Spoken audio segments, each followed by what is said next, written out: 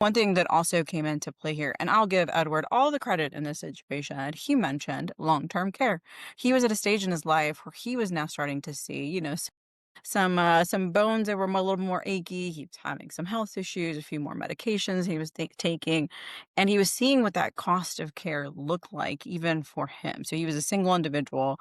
And really didn't have anybody else to care for him. So he said, if Daniel's in the same circumstance in the future and he doesn't have anyone to care for him, I think that's significantly going to deplete, what I'm leaving behind, even with this life insurance policy. And I will say, clients are even incredibly wealthy clients are always scared they're going to run out of money, Chris, right? It doesn't matter. They can be billionaires, and that's always the case.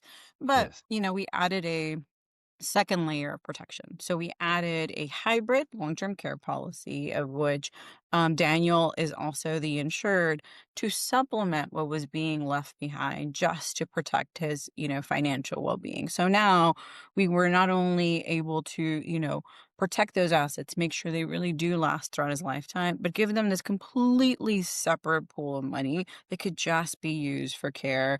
But once again, anything left over, there's a death benefit component, would be paid out to an alma mater, to Michigan Tech, because that's what, where Edward's heart was, besides, of course, his son. So nothing was going to waste. Everything was going to either be used by Daniel, protect Daniel's assets, or go to something that meant something to Edward. So it was Edward's idea. And ever since then, this is something I definitely mention to clients, when they have some kind of special needs situation.